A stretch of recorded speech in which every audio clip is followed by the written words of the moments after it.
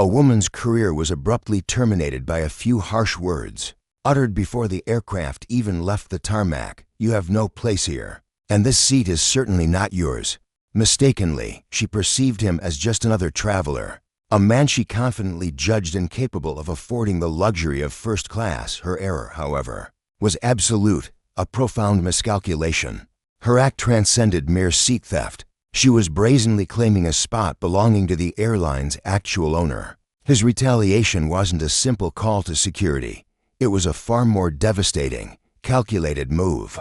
He brought the flight to a standstill, sealed the exits, and proceeded to deliver a lesson that would resonate globally, a spectacle for the entire world to witness. This is the gripping account of how unchecked arrogance finally encountered its formidable adversary, thousands of feet in the air. While the oppressive July humidity clung to the glass facade of JFK's Terminal 4, the Delta One lounge offered a stark contrast, a crisp, cool sanctuary, subtly perfumed with the scent of high-end espresso and generational affluence.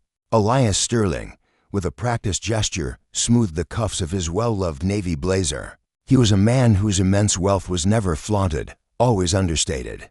At 42, the head of Sterling Aviation, a niche parent company recently acquiring controlling shares in several elite European airlines, cherished his anonymity. He often flew commercial, usually on his own company's planes, a discreet method to personally gauge service quality. Far from the usual spectacle of a corporate audit, his day was meant for a peaceful flight to Zurich, aboard Lumina Air, one of his own subsidiary carriers.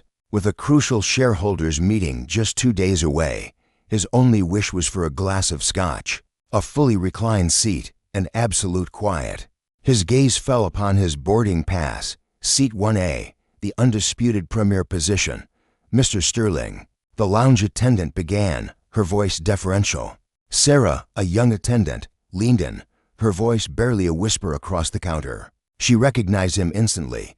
His face had been emblazoned on last month's Forbes cover, beneath the telling headline, "The Quiet Titan."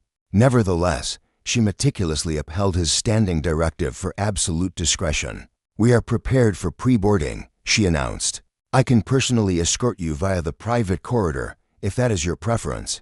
"No need, Sarah," Elias responded with a gentle smile, lifting his well-traveled leather duffel bag. It was a deeply sentimental possession, a gift from his late father, a mechanic who, ironically, had never once set foot on an airplane.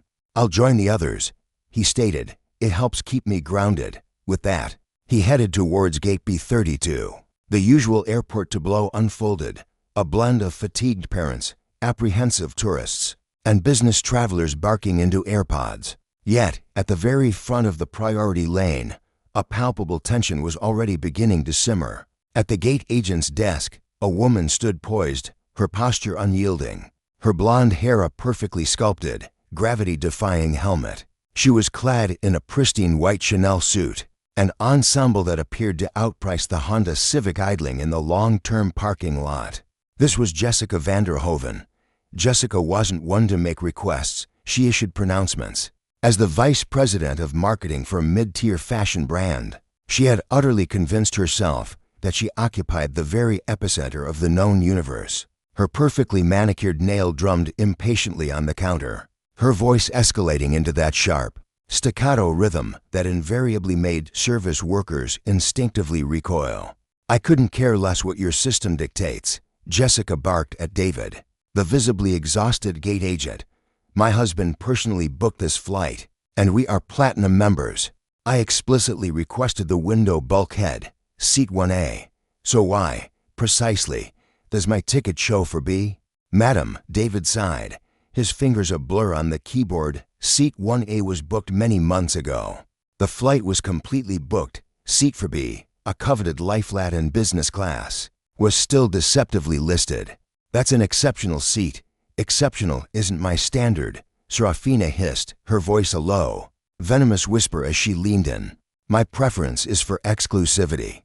A throbbing migraine demands the absolute privacy only the bulkhead can offer. I am intimately familiar with the fact that seat is routinely held for air marshals or pilots in transit. Simply displace the current occupant. they'll undoubtedly seize the opportunity for upgrade funds. Relocating the passenger is impossible, Miss Sterling. His check-in is complete. Serafina let out a dismissive scoff, a dramatic flick of her hair accompanying the gesture. Oh, we absolutely will see about that. Marcus, a silent observer 10 feet away, watched the unfolding spectacle with a wry, knowing amusement.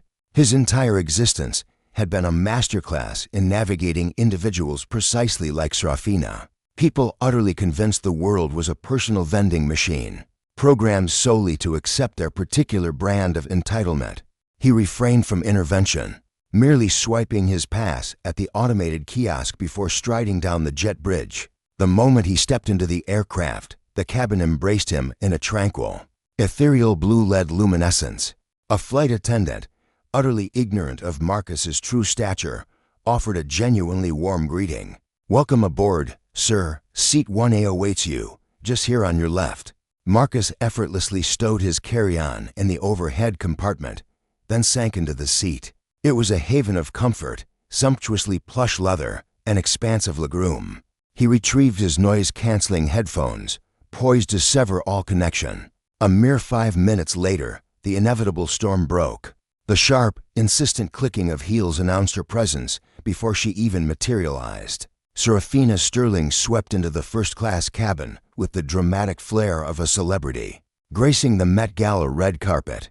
Her progress ceased with an abrupt jolt the moment her eyes landed on Marcus. She didn't perceive a billionaire CEO. Her vision narrowed to a black man in a blazer that had seen better days, absorbed in a paperback, a well-worn bag resting in the bin above him. Within Serafina's rigid worldview, the equation simply refused to balance. To her, Marcus was nothing more than a fortunate upgrade, an undeserved stroke of luck, an interloper, in her estimation, occupying the very seat she coveted. Disregarding the presence of any flight attendant, she delivered a sharp, insistent tap to Marcus's shoulder. Marcus slowly peeled off his headphones, his eyes meeting hers, an expression of polite inquiry masking a steely reserve. "Can I help you?" he asked. "You're in my seat," Serafina stated, the words a cold, undeniable pronouncement, not a query. Marcus, with a deliberate calm, double-checked his ticket, a gesture he knew was entirely superfluous. "I don't believe that's accurate. This is 1A. This is the seat explicitly printed on my boarding pass." Serafina unleashed a sharp, utterly incredulous laugh, dramatically turning to the bewildered passengers behind her, as if demanding their immediate validation. "Look, I have no idea how you finagled your way into this. A system error, perhaps. Or maybe you cashed in some meager miles, but I actually paid for this flight. Full fare. This seat is essential to me. I, too, paid for the seat, ma'am," Marcus stated, his voice remarkably steady, "and I find myself quite comfortable." "I truly don't think you comprehend," she hissed, her voice dropping to a venomous, condescending whisper. "I am a Diamond Medallion member. My family's loyalty to this airline spans 2 decades. For you, this is obviously some fleeting, special treat, but I have critical work to accomplish. I demand this space." With a flourish, she plunged her hand into her purse and extracted a crisp $100 bill. She brandished the bill inches from his face, as if addressing a mere valet. "Take this," she commanded. "Return to Furby. The beverages are complimentary there as well." It's a mutually beneficial arrangement. An eerie hush fell over the cabin. A businessman across the passageway slowly lowered his newspaper. The palpable tension in the air escalated from mere discomfort to outright peril. Elias's gaze, unblinking, shifted from the crumpled bill to her defiant eyes. "Stow your money." "Elias," she purred, her voice deceptively soft, "and kindly remove yourself from my immediate vicinity." A furious crimson flush spread across Jessica's face, a stark contrast to her elegant Chanel suit. Rejection was an unfamiliar concept to her, particularly from someone she considered beneath her. She sharply snapped her fingers, summoning a passing flight attendant. "Excuse me," she shrieked, her voice cutting through the cabin. "There's a significant issue here. This individual is stubbornly occupying the seat that was explicitly guaranteed to me." Monica, a seasoned flight attendant, swiftly approached. Her gaze flickered between the enraged woman and the composed man occupying seat 1A. Miss van der Hoven, Monica stated, her tone unwavering, as we clarified at the gate. Seat 1A is designated for this gentleman. Your assigned seat is for B. Kindly occupy your assigned seat so we may conclude the boarding process. Jessica stood her ground, defiant. Absolutely not. I refuse to sit in the 4th row. I demand he be relocated. Just look at him, she sneered. He's likely a mere employee on standby. Relegate him to economy. I'd wager he doesn't even possess a return ticket. The remark was a venomous, thinly veiled insult. A racist dog whistle so blatant it shrieked like an alarm. Elias, with deliberate slowness, closed his book. He then set it precisely on the tray table. His outward composure remained unyielding, yet the previous warmth had utterly vanished. His eyes, now devoid of emotion, gleamed with the cold, calculating glint of tempered steel. Elias, his voice cutting through the tension, addressed the flight attendant by the name emblazoned on her badge. Monica, he stated, is the cockpit door currently open? Monica blinked, momentarily disoriented by the unexpected inquiry. Yes, sir, she replied, recovering. The captain is presently conducting pre-flight inspections. Excellent, Elias declared. He deliberately unbuckled his seatbelt. Because I believe we are about to require a direct conversation with the pilot. And not, he implied, concerning the trivial matter of the seat. Jessica, with a derisive toss of her head, erupted into laughter. Oh, so you intend to run crying to the pilot, she sneered. Be my guest. Captain Anderson and I share a long-standing acquaintance. I've journeyed with him countless times. She waved a dismissive hand. Proceed, then. Rise. You're actually doing me a considerable service. Elias, with a deliberate motion, rose to his full height. He loomed above her, a formidable presence of 6 feet 2 inches, radiating an unspoken authority. His gaze, however, did not fall upon Jessica. Instead, his eyes fixed on Monica. I am not requesting the pilot's intervention to mediate a trivial disagreement, he stated. Monica, he continued, his voice resonating with gravity. I inquire because, pursuant to FAA regulations, any passenger whose conduct compromises the safety and order of the cabin before takeoff may face immediate deplaning, and at this precise moment, this aircraft will not be departing. Jessica, with an exasperated roll of her eyes, scoffed, such theatrics. Simply relocate your luggage. Elias deliberately reached into his inner jacket pocket. Jessica recoiled instinctively, perhaps anticipating the glint of a weapon or the flash of a mobile device. Instead, he produced a small, unassuming card, matte black in finish. It was unmistakably not a credit card. It was a formidable identification credential, devoid of a picture. It featured only a gleaming silver magnetic strip and a holographic falcon emblem, the official corporate seal of Sterling Aviation. He presented it to Monica. Her eyes widened in disbelief, and a hand instinctively flew to cover her mouth. She instantly recognized the emblem. It was the ultimate override key. This level of clearance didn't merely signify VIP status, it denoted ownership. Mr. Sterling, she stammered, barely audible. Precisely, Elia affirmed. Kindly inform Captain Anderson that Elias Sterling is present in the cabin, and instruct him to shut down the engines. We are grounding this aircraft. A profound stillness descended upon the first-class cabin. It was the chilling quiet that precedes a catastrophic event. A bomb dropped, but not yet detonated. Jessica van der Hoven stared blankly. Her mind struggled to comprehend the unfolding events. Yet her arrogance completely obscured the signal. Sterling, she scoffed. Who cares? I wouldn't care if your name was the King of Kings. I demand my rightful seat. Jessica remained oblivious that Monica, the flight attendant, had turned deathly pale. Monica retreated swiftly, hastening towards the flight deck with the desperation of someone fleeing a raging inferno. You are truly pathetic, Jessica hissed at Elia, her arms tightly crossed.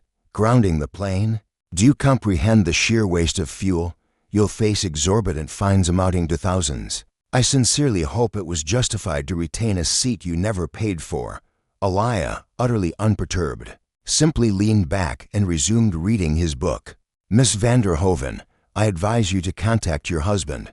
You will experience a significant delay." "I will not be late," she retorted, her voice sharp. "You will." Abruptly, the low hum of the auxiliary power unit, that subtle vibration preceding main engine ignition, faded into silence. The air conditioning vents ceased their flow, and the cabin lights wavered before shifting to a stark, emergency battery-operated mode. The aircraft had been completely deactivated. A unison murmur of discontent rose from the economy section. Behind them, passengers began standing, straining to glimpse the unfolding situation. "Ladies and gentlemen," a strained voice resonated over the intercom. It was not the flight attendant, it was the captain. His tone was laced with palpable tension. "This is Captain Anderson. We have a critical incident on board that demands urgent resolution concerning the aircraft's proprietorship. We have been instructed to remain stationary at the gate. Please remain seated." Jessica appeared utterly bewildered. "Ownership?" The cockpit door flung open with force. Captain Mark Anderson, a seasoned pilot with distinguished gray temples and fur stripes adorning his shoulders, marched purposefully into the first-class cabin. His face was a mask of fury, prepared to severely reprimand whatever disruptive individual was causing this delay. "Who dares to impede my flight?" Anderson began, sweeping the cabin with his gaze. Then his gaze landed on Alaya. Captain Anderson stopped dead in his tracks. He had never personally encountered Alaya Sterling, yet every pilot in the fleet had viewed the corporate training footage. They recognized the face of the man who authorized their salaries, the visionary who had rescued the airline from impending bankruptcy 3 years prior. Anderson's posture transformed from aggressive defiance to rigid, military-grade deference in an instant. He removed his cap. "Mr. Sterling," Anderson uttered, his voice lowered significantly. "I had not been apprised of your presence on board. My sincerest apologies, sir." Jessica's jaw dropped in stunned disbelief. She gazed, bewildered, between the captain and Alaya, and for the very first time, a fissure of genuine terror flickered in her gaze. "Mark, you actually know him?" Captain Anderson regarded Jessica with a blend of exasperation and profound pity. "Miss Vanderhoven, I implore you, silence yourself. This is the esteemed chairman of the board. He is the sole proprietor of this entire airline." The words lingered in the cabin, thick and suffocating like a pall of smoke. "He holds absolute ownership of this aviation company." Eleanor recoiled, stumbling backward until she hit the cabin wall. "No," she breathed, her voice barely audible. "This can't be happening," she stammered. Just look at him. He's dressed in a casual shirt beneath a formal jacket." Victor ignored her, turning his attention to Captain Thorne. "Captain, my apologies for the inconvenience to your flight plan. Nevertheless, we're facing a significant security concern." "A security matter, you say?" Captain Thorne inquired.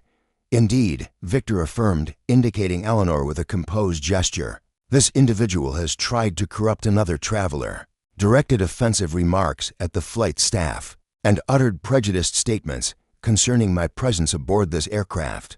Her actions have fostered a hostile atmosphere. I no longer feel secure traveling alongside her. If the company's chief executive feels unsafe, I dread to think of the apprehension other passengers must experience."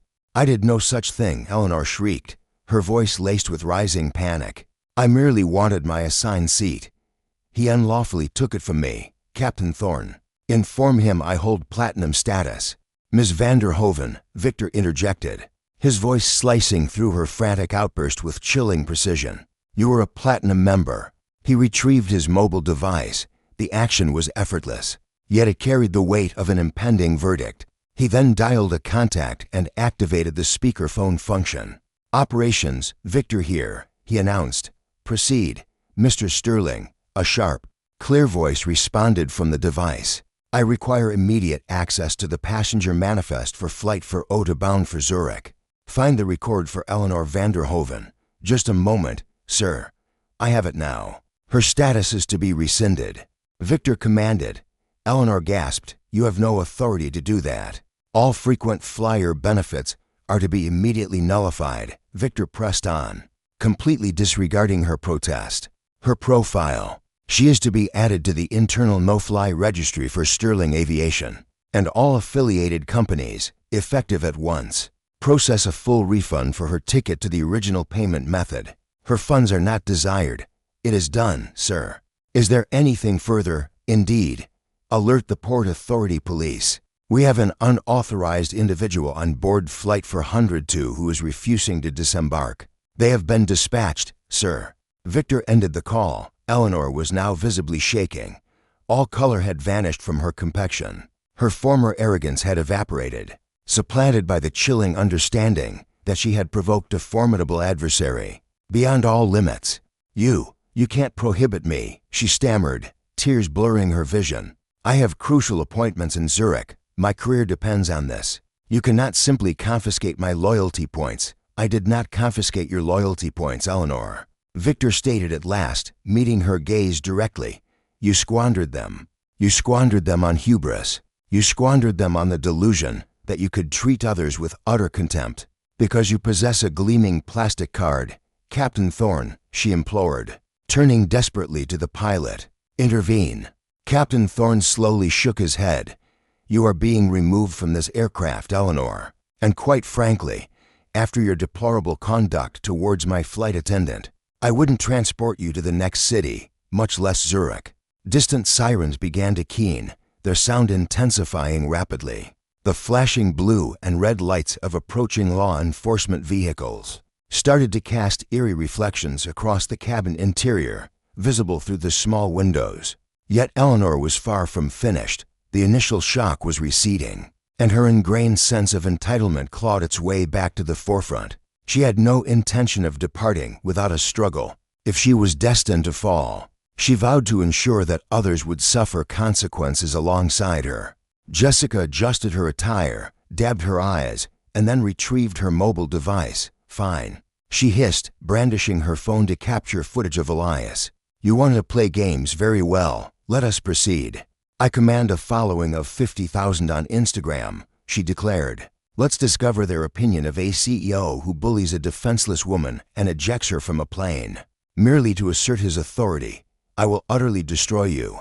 Elias remained unperturbed, a faint smile gracing his lips. "Proceed, Jessica," he calmly stated. "Initiate recording, but ensure you capture my best angle. For the cameras within this cabin," he gestured towards a tiny, unobtrusive lens near the cockpit entrance, "have been documenting your presence since the moment you boarded. And unlike your fleeting Instagram story, that particular footage is destined for the courtroom." Just then, two uniformed police officers materialized at the aircraft's entrance. "Is there an issue unfolding here?" the senior officer inquired, his gaze sweeping across the scene. "Indeed, officer," Elias affirmed, rising and meticulously buttoning his blazer. "This individual is unlawfully present on my aircraft," Elias stated. "I require her immediate removal." Jessica shrieked as the officers moved to take hold of her arms. "Unhand me immediately," she shrieked. "Do you have any idea who my legal counsel is?" "No, ma'am," the officer replied as he firmly secured handcuffs around her wrists. "However, you are welcome to contact him once you arrive at the precinct." They then forcibly escorted her down the aisle, her flailing limbs and shouted profanities startling even the most seasoned travelers. In the second row, Elias calmly resumed his seat. The cabin was enveloped in an eerie hush, every single gaze fixed intently upon him. Captain Anderson then turned his attention to Elias. "Sir," Captain Anderson inquired, "do you still intend to keep the aircraft grounded? We could be prepared for departure within 20 minutes. Elias gazed out the window, observing the police vehicle as Jessica was placed into its rear compartment. He then glanced at his watch. "No," he stated. "Captain," Elias announced, "we will not be proceeding to Zurich just yet. I believe the remaining passengers are owed both a thorough explanation and a sincere apology." He rose from his seat and proceeded towards the intercom phone. "Ladies and gentlemen," Elias's voice resonated powerfully throughout the entire aircraft. "This is Elias Sterling," he declared. "I am the proprietor of this airline. I wish to extend my apologies for the delay." He paused, then continued, "However, before our departure, I intend to implement certain adjustments to the seating arrangements. The cabin's ambience had transformed from palpable apprehension to a charged anticipation. The police had now exited the aircraft, accompanied by Jessica, leaving behind a void of quiet that was swiftly replaced by the hushed conversations of the passengers. Elias Sterling remained positioned at the front of the cabin, contemplating the dramatic events they had just witnessed. The intercom phone was still clutched firmly in his hand. He appeared visibly fatigued. He detested such public displays. Overtly exercising his authority was not his preference. He found solace in anonymity, the precision of spreadsheets, and the quietude of strategic discussions. Yet, he understood that true leadership extended beyond merely authorizing expenditures. It encompassed establishing a benchmark for conduct, and on this day, that benchmark had been flagrantly disregarded.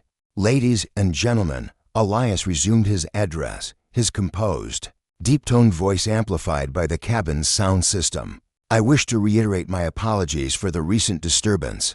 I am aware that you all have commitments to attend to, he continued, to compensate for the inconvenience of this delay. I have directed the cabin crew to provide complimentary Wi-Fi and premium beverages to every passenger across all cabin classes for the entirety of this flight. A wave of applause burst forth from the rear economy cabin, though a minor concession, perhaps costing the airline a few thousand in foregone earnings. It instantly rekindled immense goodwill. Nevertheless, Elias announced, we possess a vacant spot in business class, specifically seat for B, the very seat Ms. Vanderhoven had been so determined to shun. Returning the phone to its receiver, he strode past the astonished business class travelers. He then swept beyond the curtain, past the premium economy sections, and into the primary seating area. The economy cabin was a cramped space. Knees were jammed against the seatbacks. The air felt oppressively warm, carrying a subtle scent of lingering coffee and the collective presence of humanity. Elias surveyed the rows as he proceeded along the passageway. Passengers watched him with a mixture of wonder and curiosity. They had caught wind of the stir, heard the whispers spreading through the cabin. The proprietor himself was aboard. Elias paused at row 32, where a young woman occupied the central position, sandwiched between two burly individuals already deep in slumber. She appeared to be in her early 20s, clad in a faded university hoodie, gripping a pile of study cards for a crucial medical licensing examination. Her eyes were bloodshot and laden with fatigue. She endeavored to concentrate in the meager illumination, taking sips of water from a reusable container evidently replenished from a public dispenser. Elias subtly noted the identification label on the rucksack tucked beneath the seat ahead of her. Maya Lin, NYU School of Medicine. Pardon me, young lady, Elias uttered gently. Maya startled, scattering a few of her flashcards. Jolted, she gazed upward, momentarily frozen, anticipating an instruction to stow her tray table. When she recognized the imposing figure in the dark blue jacket, who had just addressed the entire aircraft, her eyes grew wide with astonishment. Yes, she faltered. You're preparing for your licensing exams, Elias inquired, indicating the study cards with a nod. Indeed, sir. The first stage, she confirmed. It's a significant undertaking. And you're bound for Zurich? A connecting journey, she anxiously explained. I have a postgraduate program interview in Geneva. I was unable to afford the non-stop service, so I'm circumventing the globe. Elias offered a sincere, comforting grin that softened his previously stern features. Well, Maya, it's impossible to concentrate effectively in this gloom with your arms constrained, and we certainly can't have an aspiring physician attending an interview with an aching neck. He made an imperative gesture towards the forward section of the aircraft. Gather your belongings, you're relocating. Maya blinked, utterly perplexed. Relocating to where? I cannot possibly afford a class elevation, sir. I scarcely managed to pay for this ticket. I haven't requested your payment details, Maya, Elias stated, his voice resonating, audible to all in the surrounding rows. I'm requesting a significant favor from you. Seat for B stands vacant. It transforms completely into a comfortable bed, equipped with a personal reading lamp and a convenient desk. This space awaits someone who genuinely understands the profound worth of diligent effort. A sudden, profound realization struck her. Her hands instinctively shot up to cover her mouth. Her eyes immediately brimmed with tears. "Are you truly serious?" she questioned. "Absolutely serious," came the firm reply. "Collect your belongings." While Maya hastily collected her books, the surrounding passengers erupted in applause. What began as a gentle ripple swiftly escalated into a resounding roar. The two gentlemen seated next to her, pleased by the newfound space, offered encouraging pats on her back. Elias then guided her along the extensive aisle.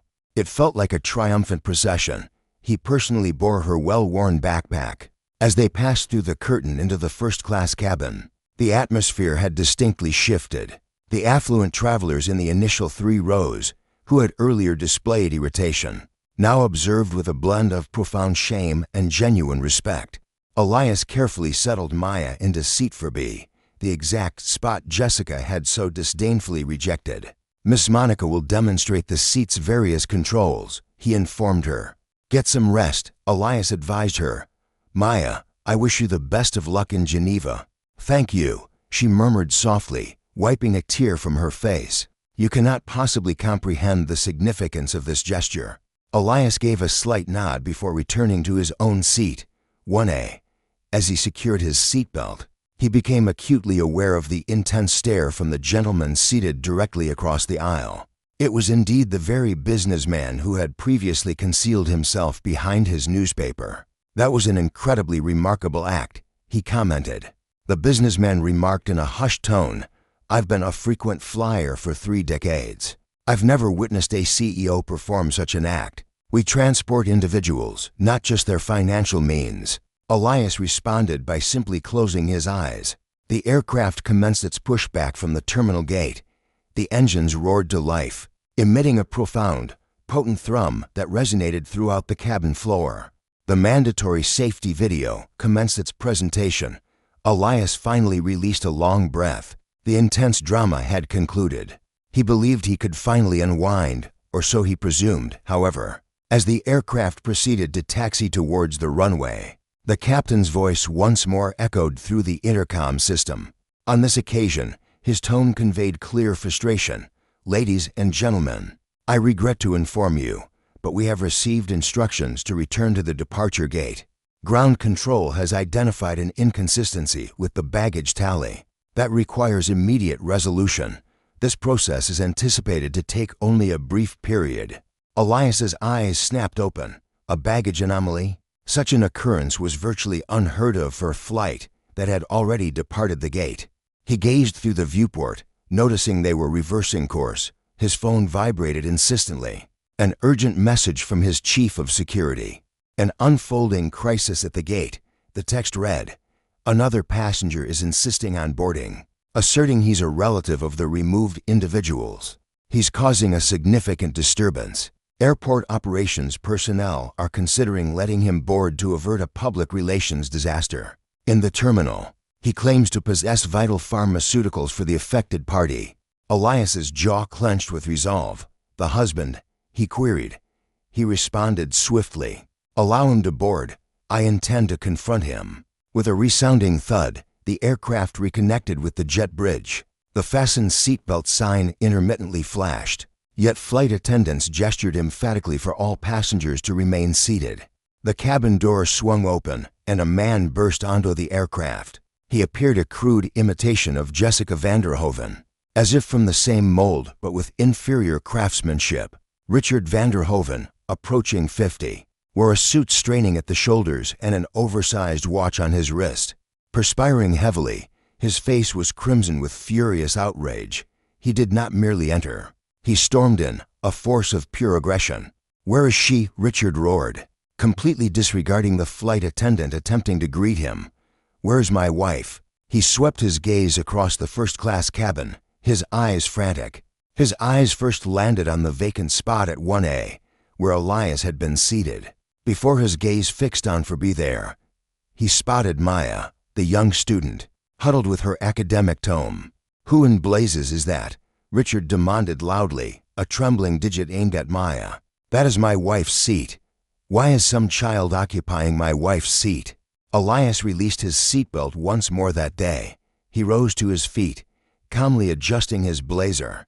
"Mr. Vanderhoven, I take it," Elias stated, moving deliberately into the passageway to obstruct Richard's advance toward Maya.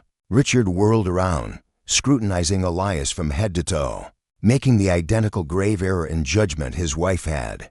Perceiving a black man blocking his path, he immediately presumed he was addressing a subordinate employee. "Who are you?" Richard spat with contempt. "You, the air marshal or security personnel. You resemble the individual who molested my wife. She sent me a message, mind you, before you ruffians confiscated her device. She informed me a man in seat 1 attacked her." A collective gasp rippled through the cabin. The fabrication was so audacious, so transparently false, it was borderline astonishing. "Attacked," Elias echoed, his voice perilously quiet. "Is that the narrative you're presenting?" "She claimed you harassed her verbally and usurped her assigned seat," Richard hissed, advancing menacingly, breaching Elias's personal boundary. "I am Richard Vanderhoven. I serve as the Executive Vice President of Global Logistics and Supply Chain Operations for Apex. Logistics.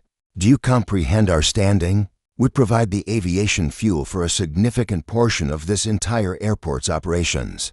With a single phone call, I possess the power to keep this aircraft grounded for an entire month." Elias fixed his gaze upon him. The irony was almost palpable. "Apex Logistics," Elias mused aloud. "Headquartered in Chicago, and the CEO is Thorne, isn't that right?" Richard hesitated momentarily, astonished that this individual was privy to his CEO's identity. "Indeed, Thorne is an intimate acquaintance of mine, and when I inform him that Sterling Aviation subjected his vice president's spouse to treatment befitting a felon, he will undoubtedly revoke your fuel agreements. You'll be unable to launch even a paper plane, much less a commercial aircraft." Elias slipped his hand into his pocket. Richard recoiled, mirroring Jessica's earlier reaction. Yet, Elias merely retrieved his mobile device once more. "How coincidental that you bring up Thorne," Elias remarked as he unlocked the display. "I was personally slated for a golf game with him next Tuesday in Hilton Head. We're currently in the midst of reevaluating the fuel surcharge tariffs for the upcoming fiscal year." Richard's face drained of color, shifting from crimson to an ashen pallor. His self-assurance rapidly deflated, much like air escaping a ruptured tire. You're acquainted with Thorne." Elias let out a low, ominous chuckle. "I know him well. Mr. Vanderhoven, Sterling Aviation represents a substantial 30% of Apex Logistics' quarterly revenue. Should I opt for BP or Shell as an alternative supplier by tomorrow, your corporation's shares will plummet by 12 points before midday." Elias lightly touched the display and raised the device. He wasn't dialing law enforcement this time. Instead, he was initiating a video conference. The connection established, and a gentleman with distinguished silver hair and spectacles materialized. Seated within a wood-paneled office, Elias, the man on the screen, resounded jovially. "To what delightful occasion do I owe this unexpected call? I thought you were bound for Zurich." "I am, Thorne," Elias replied, his gaze unwavering from Richard's petrified expression. "But I have encountered a minor unforeseen holdup. I'm presently aboard my private jet with one of your employees, a Mr. Richard Vanderhoven." On the screen, Thorne's countenance transformed from amiable to bewildered. "What exactly is he doing there?" "He's currently issuing threats to immobilize my entire fleet and sever my fuel provisions, because his wife was escorted off the flight by law enforcement due to disruptive behavior and racial prejudice," Elias stated with composure. He also further leveled an accusation of assault against me, the proprietor of this very airline. Silence, an absolute, oppressive stillness descended upon the cabin. Even the hum of the air conditioning unit seemed to cease, as if in anticipation. "He did what?" Thorne's tone through the speaker was utterly frigid. Richard was now visibly shaking. He raised his hands imploringly towards the device. Desperation etched on his face. Thorne, wait, this is a grave misunderstanding. I was unaware of his identity." "Jessica, she told me," Richard began, but Thorne interrupted him sharply. "Silence." "But Thorne." I said, silence." Through the minuscule speaker, Jonathan's voice thundered. "You dared to threaten Elias Sterling? Have you completely lost your senses?" Do you comprehend the immense effort I poured into securing the Sterling agreement? Richard stammered. I was merely protecting my spouse. Beads of perspiration tracing paths down his nose. Elias cut in, his tone dangerously calm. Your wife attempted to bribe me out of my seat, hurled insults at my crew, and caused an hour's delay for this flight. And now you've unlawfully boarded this aircraft to menace me? Jonathan, I hold you in high regard, but I cannot possibly conduct business with an organization that retains executives demonstrating such appalling discretion. Elias, I beg you, Jonathan implored, his voice laced with palpable desperation. Do not permit this incident to jeopardize our agreement. This is purely an internal human resources issue, I assure you. I will address it with utmost urgency. I certainly hope so, Elias responded, for your own benefit. Jonathan then spoke, his voice descending into a chillingly composed tone. Richard, surrender your corporate identification badge to the flight attendant. Your employment is terminated, effective this very moment. Do not report to the office this coming Monday. Our legal department will reach out concerning your severance package, should one even be applicable. Jonathan, you cannot dismiss me. I have dedicated a decade of my life to this company. Richard, you orchestrated your own downfall. Richard, disembark from Mr. Sterling's private jet this instant. The connection severed. Richard remained motionless, his hand clutching the wrist adorned by his costly timepiece, appearing utterly devastated, as if he had just witnessed his entire world consumed by flames. His gaze drifted to the vacant seat where his wife ought to have been. Then he met the wide, observing eyes of Maya. He locked eyes with Elias. You have utterly destroyed my existence, Richard breathed, his voice barely audible across the aisle. No, Elias retorted, advancing a step, his voice unyielding as solid rock. You are the architect of your own ruin. Both you and your wife believed yourselves beyond reproach, convinced that the established regulations simply did not pertain to your actions. You imagined you could intimidate the world into bending to your every whim. Elias gestured sharply towards the exit. Now, vacate my aircraft immediately, before I ensure your arrest for menacing behavior. Precisely as I did your wife. Richard's eyes darted across the cabin interior. Not a shred of compassion met his gaze. The executive seated in 1B merely shook his head with an expression of profound disdain. Monica, the flight attendant, stood with her arms tightly folded, an air of resigned expectation about her. Richard's shoulders sagged in utter defeat. He slowly pivoted and shuffled off the aircraft, a man utterly shattered. Monica, Elias commanded. Secure the hatch. Secure it, Monica affirmed, swiftly moving towards the latch. The weighty door swung shut, locking with a distinct mechanical thud, and the cabin fell silent for a brief moment. Then, a second wave of applause erupted, even louder and more fervent than before. This was no longer merely about complimentary beverages. It had become a matter of profound justice. Elias offered no bow, no wave. Instead, he calmly settled back into seat 1A, donned his headphones, and gestured for a glass of amber scotch. He gazed out the window as the aircraft finally began its movement. The true shift occurred when he spotted Richard van der Hoven on the tarmac, engrossed in his phone, likely reviewing a message from his legal counsel. Yet, the saga was far from concluded. Elias understood that individuals, like the van der Hovens, never simply vanished, they sought retribution. As the jet ascended into the clouds, leaving New York in its wake, Elias commenced devising a strategy. He sensed that upon his arrival in Zurich, the media would be poised, and he had to prepare for the ultimate revelation. The journey to Zurich proceeded without incident, a striking divergence from the chaos unfolding below. For 7 hours, Elias remained within the serene sanctuary of the upper atmosphere, meticulously examining spreadsheets and savoring a solitary glass of golden scotch. From time to time, he cast a glance towards seat 4B. Maya slumbered peacefully, her lie-flat seat converted into a comfortable bed, a textbook resting open on the adjacent table.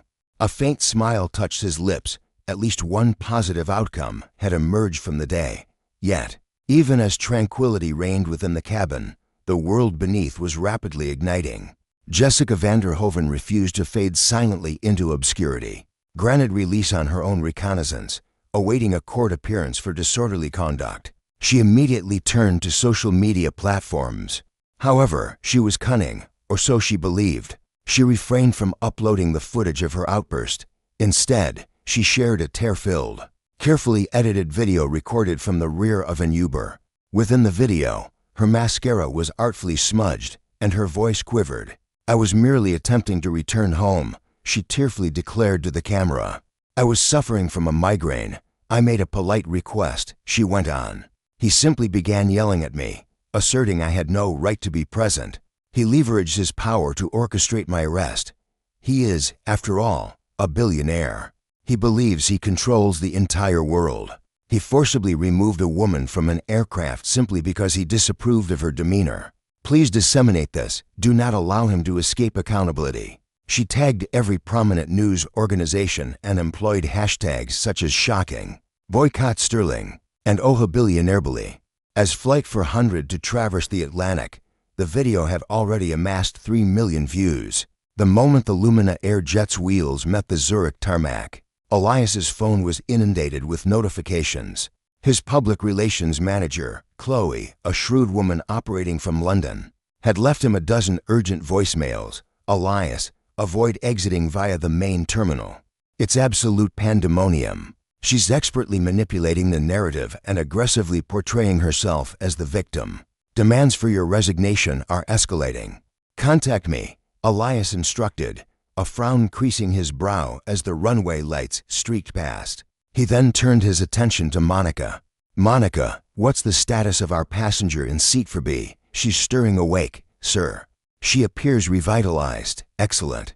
Ensure she disembarks the aircraft ahead of all others. Personally escort her to her connecting flight bound for Geneva. This is a VIP transfer. I cannot have her ensnared in the media frenzy awaiting my arrival." "Understood, sir." Elias bided his time until the final passenger had disembarked. He extended his gratitude to the pilots, firmly shaking Captain Anderson's hand, then steeled himself. He straightened his blazer, retrieved his worn leather satchel, and proceeded onto the jet bridge. Reporters were anticipated. A frenzied mob was not. The moment he cleared customs, a barrage of flash bulbs momentarily incapacitated him. A dense thicket of microphones was thrust aggressively towards his face. "Mr. Sterling, can you confirm reports of you assaulting a female passenger?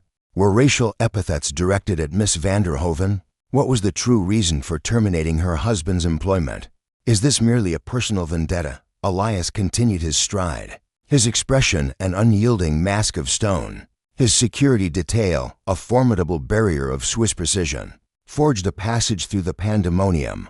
However, a single reporter, an exceptionally aggressive individual from a sensationalist tabloid, obstructed his way. "Provide your statement regarding the video, Mr. Sterling." She claims she genuinely feared for her life. Elias halted abruptly. The throng fell silent, anticipating a pivotal revelation. He fixed his gaze directly upon the camera lens. Truth possesses a peculiar tendency to soar far above falsehoods, Elias declared enigmatically. "Await the black box recording." He entered the waiting black Mercedes, and the door closed with a definitive thud. Within the vehicle, the sudden quiet offered a profound sense of relief. Chloe's image already filled the video screen, integrated into the console. "You must release the cabin footage immediately, before the situation escalates further. Our stock value is precarious. Elias, she is systematically dismantling your reputation. She's scheduled to appear on Good Morning America tomorrow. Let her proceed," Elias uttered, a chilling smile gracing his lips. "Allow her to broadcast her narrative on television, to recount her version of events. Let her excavate a chasm so profound that escape becomes an impossibility." "I fail to comprehend," Chloe stated, her voice laced with frustration. "What is the rationale for this delay?" Victor stated, his fingers drumming a silent rhythm on his knee. "I uncovered some crucial information during the flight. Serafina Vance is far more than a mere marketing VP, and her husband is not simply a supply chain manager. Do you know who Serafina's father truly is? No, he's a key member of the JFK Airport Zoning Board, the very board that has been obstructing Thorne Aviation's expansion initiatives. For the past 2 years, unless substantial consulting fees were funneled into a phantom corporation. Lena's eyes widened dramatically on the screen. Are you suggesting this entire situation was orchestrated? I believe Serafina grew accustomed to manipulating outcomes because her family has exerted undue influence over corporations for decades. I think today marked the inaugural instance of defiance against her, and I suspect if we investigate thoroughly, we'll uncover deeply intertwined financial connections between the consultancy operated by her father and her husband's logistical enterprise. Victor settled back into his chair, unleashed the incriminating footage immediately after her appearance on Good Morning America. Allow her to weave her deceit before a global audience on live television. Permit her to perjure herself in the unforgiving court of public opinion. And as the world's gaze is fixed upon that spectacle, disseminate the financial audits I'm preparing to transmit to you. You intend to utterly destroy them, Lena breathed, her voice barely audible. No. Victor stated, my intention is simply to shed light on the situation.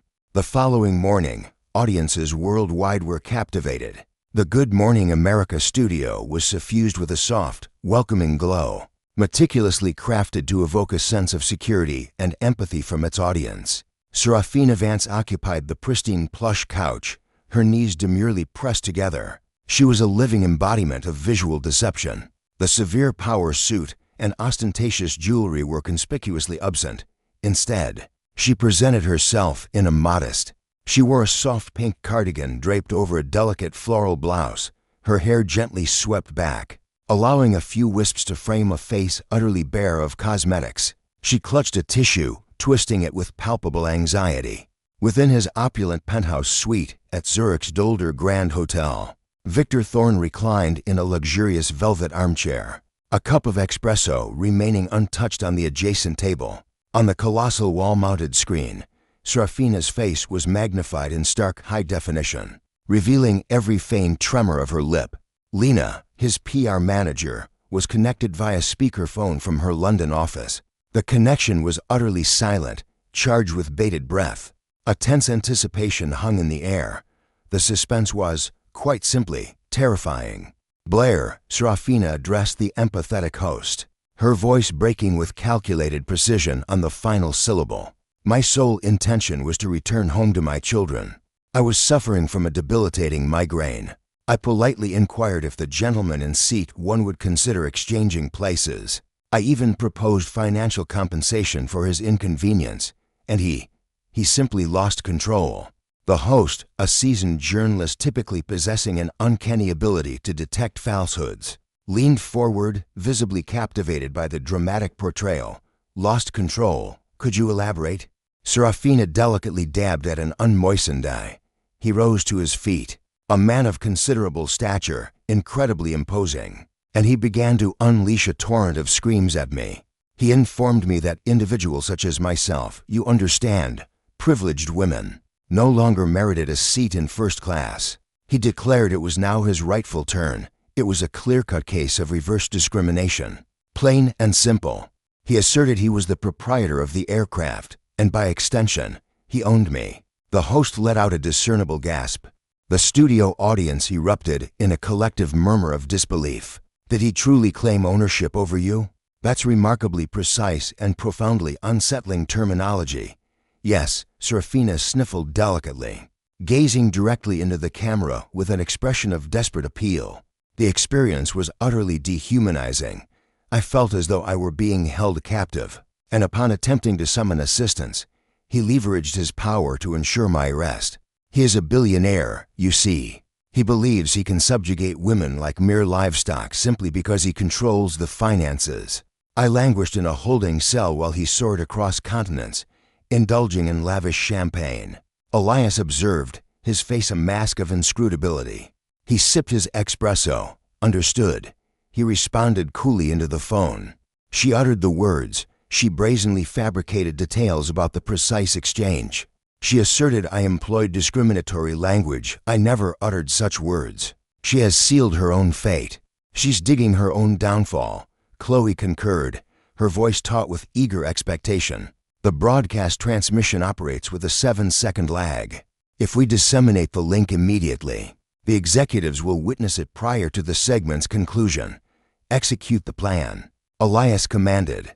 At 9:18 a.m., as Jessica recounted her harrowing experience, the official Sterling Aviation Twitter account published a solitary link. The accompanying caption was unadorned, stripped of corporate platitudes. The unvarnished reality, audio essential for viewing. The video wasn't a blurry mobile recording. It was the aircraft's internal surveillance video, immaculate 4K clarity, coupled with pristine sound from the cabin's integrated microphones. The digital world erupted with unprecedented speed. In mere seconds, the clip garnered tens of thousands of shares. Within a single minute, it was dominating worldwide discussions. It depicted Jessica storming into the cabin with furious intensity. It captured her shrieking uncontrollably. It depicted her brandishing the $100 bill as if it were a weapon. It captured her uttering discriminatory epithets. "Look at him, he's likely an airline staff member on standby." It revealed Elias seated serenely, engrossed in his book, maintaining a remarkably composed tone. It captured her menacing the flight attendant, and most incriminatingly, it revealed the precise moment she grasped his true identity. "I don't care who you are or what your status is. I demand my seat in the studio." The entire ambience transformed in an instant. The host's earpiece vibrated urgently. She reached for her ear, her brow creasing with concern. Her producer's voice blared frantically into her ear. The host gazed at Jessica, then her eyes dropped to the tablet on the coffee table. Her expression transformed from sympathetic warmth to icy resolve. "Miss Vanderhoven," the host interjected, her tone growing stern, "I apologize for interrupting, but we have just received urgent information regarding this incident. Sterling Aviation has just unleashed the unedited security footage from the flight." Jessica became rigid, her mouth agape. The crumpled tissue slipped from her grasp. "Impossible. This appears to completely undermine your narrative," the presenter declared, her fingers gliding across her tablet. "We are about to broadcast a crucial video segment for our audience." A ghastly pallor drained from Jessica's face, a sickly, ashen hue spreading across her complexion. She began to rise, halting midway. "No, you absolutely cannot. That action is against the law. That footage is private property. You are forbidden from showing it. You forfeited its privacy the moment you agreed to appear on this program, Jessica," the host retorted icily. The video segment began to play across the colossal studio screen positioned behind her. A collective gasp erupted from the audience. The profound silence in the room was abruptly shattered, supplanted by a unified, sharp intake of breath. The image of the vulnerable victim seated on the couch was instantaneously eclipsed by the sight of the shrill, arrogant aggressor displayed on the monitor. The disparity was stark and unforgiving. The deception unraveled before their very eyes. The host pivoted back towards Jessica, her gaze sharpening intently. "Miss Vanderhoven, you just asserted to millions of viewers that he directed racial epithets at you. Yet, the footage unequivocally depicts you suggesting he was a felon due to his ethnicity. You allege his aggression, despite him barely rising from his seat. How do you account for this glaring inconsistency?" Jessica's eyes darted frantically round the studio, like a creature ensnared.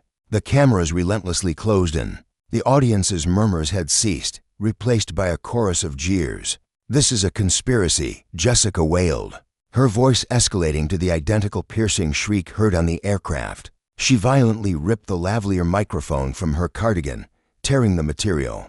"That video is manipulated. It's a fabricated deepfake. I'm pursuing legal action against you. I'm suing this entire network. I'm suing absolutely everyone." She stormed furiously from the set, stumbling over a cable in her frantic rush. It was an epic public collapse, a spectacle for the ages, beamed live into countless homes across America. Elias observed her frantic escape. He offered no smile, merely a subtle nod. The initial phase was accomplished. Now, for the decisive blow. As Jessica bolted from the studio and into the throng of waiting paparazzi, now clamoring with inquiries about her perjury, the second bombshell detonated. The New York Times, having received a crucial tip from Chloe days prior and meticulously timing its release for this precise instant, unleashed a scathing expose titled "The Vanderhoven Connection." The piece meticulously detailed how systemic airport corruption propelled a family's ascent. The article served as a meticulous, forensic deconstruction of the entire Van der Hoeven legacy. It laid bare every single detail. Elias's investigative team had unearthed the illicit payments Jessica's father had received, from the zoning board to obstruct crucial airline expansions. The illicit kickbacks from Apex Logistics were designed to secure lucrative fuel contracts. Furthermore, Jessica's supposed marketing role was revealed as a phantom position, financed by corporate corruption, a substantial salary paid solely for her lavish expenditures. The repercussions were instantaneous and devastating. By midday, the New York District Attorney had publicly declared a grand jury investigation targeting Jessica's father and husband for charges including racketeering, wire fraud, and bribery. By 1 p.m., the prominent fashion brand that employed Jessica issued an official statement. "We are utterly appalled by the conduct and subsequent deceit exhibited by Miss Van der Hoeven. Her employment has been terminated, effective immediately. We unequivocally denounce racism in every manifestation." By 2:06 p.m., news helicopters were ominously circling a sprawling mansion in the Hamptons. They broadcast live footage of Richard Van der Hoeven, Jessica's husband, being escorted from his residence in handcuffs by agents of the FBI. Diminished from his previous stature on the plane, his usual bravado gone, he stood clad in simple sweatpants, a palpable terror etched on his face. Victor Thorne silenced the television screen. A profoundly satisfying silence enveloped the hotel room. This was more than mere retribution. It was a purifying release. He approached the panoramic window, gazing upon the majestic, untouched Swiss Alps. His phone vibrated on the nearby surface. He glanced at the caller identification. Neither a journalist nor a legal representative appeared. Instead, it was a contact he had previously stored. "Hello," a hesitant voice responded. "Lena, it's Victor Thorne, Mr. Thorne." Lena's voice was laced with a gasp. The distinct sound of wind howled in the background. "I'm astonished you reached out. I witnessed the broadcast. My device is inundated with notifications. The video has become the sole topic of conversation. My goodness, are you all right?" "I'm fine, Lena. Merely a minor disturbance," Victor said, his tone growing gentler. "The truth reveals itself when illuminated sufficiently. However, my reason for calling isn't about my situation. Tell me, how did the interview go?" A brief silence followed, then a triumphant, joyful sob resonated through the connection. "It was absolutely phenomenal," she exclaimed, her voice trembling with sheer, unbridled elation. "I arrived feeling completely refreshed. My mind was exceptionally keen. I delivered an outstanding presentation." The committee declared they had never encountered such a meticulously prepared candidate. They extended the fellowship offer immediately. "I'm set to become a pediatric surgeon, Mr. Thorne." Victor smiled, a truly heartfelt, radiant smile that illuminated his gaze. "Congratulations, Lena. That is truly magnificent news. Your dedication has earned this." "I'm at a loss for words to express my gratitude," she continued, her voice still catching with emotion. That seat represented far more than a mere position. It was the first occasion in ages where I felt truly acknowledged, truly seen. Like I wasn't merely an anonymous statistic. "You have profoundly impacted my existence. You secured that position through your own merit, Lena," Victor stated with conviction. "You invested the necessary effort. You were diligently studying during hours when others rested. I simply provided the opportunity. However, regarding travel arrangements, sir, I've contacted my operations division. When you return to New York for your residency program, do not reserve an economy fare. I am not yet able to finance business class, sir. Even with the fellowship, you will not be required to," Victor interjected softly. "I've marked your profile. You have perpetual diamond status with Thorne Air. You will travel in premium class, courtesy of us, for the entirety of your medical career. It is imperative that our medical professionals are adequately rested. View this as a crucial investment in the countless lives you are destined to preserve." For a moment, there was nothing but the faint crackle of static and Lena subdued, emotional weeping. "Thank you," she murmured, her voice almost imperceptible. "My deepest gratitude. I pledge not to disappoint you. I have no doubt. Now go rescue those in peril, Agent Thorne. Over and out. He ended the call, setting the device face down on the polished surface. A profound silence enveloped the chamber. The tempest had finally subsided. Retribution, both swift and merciless, had been exacted upon those who sought to dominate all. Meanwhile, compassion had found its way to the individual who sought no personal gain. Mr. Thorne glanced at his timepiece. A crucial shareholders' assembly awaited him in merely 20 minutes. He retrieved his blazer, the identical Navy garment he'd worn during his flight, and fastened its buttons. Gazing into the reflective surface, he perceived neither a titan of industry nor a casualty of circumstance. Instead, he beheld a man utterly secure in his own identity. He strode from the opulent suite, prepared to claim his rightful place at the apex of the conference table. A powerful conviction settled within him. This time, upon his entrance, no soul would dare to challenge his presence. Thus, Mr. Thorne achieved more than a mere victory in a debate. He systematically dismantled a deeply entrenched legacy of malfeasance, all without uttering a single shout. Ms. Albright and Mr. Caldwell forfeited their positions, their standing, and their liberty, solely due to their superficial assessment of an individual. And that very book turned out to be the proprietor of the entire establishment. This serves as a profound lesson in modesty, while hubris often bellows. True influence speaks in hushed tones. One can never truly ascertain the identity of their interlocutor. Therefore, extend the same deference to the custodian as you would to the chief executive. If this narrative of soaring justice and immediate consequence resonated with you, kindly obliterate that like button. Your support significantly aids the channel's expansion. Remember to subscribe and activate the notification bell, ensuring you never overlook another compelling tale. Furthermore, share your thoughts in the comments section. What actions would you have taken had you been in Thorne's position?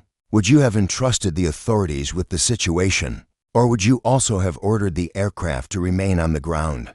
We appreciate your viewership, and I anticipate our next encounter in the upcoming broadcast.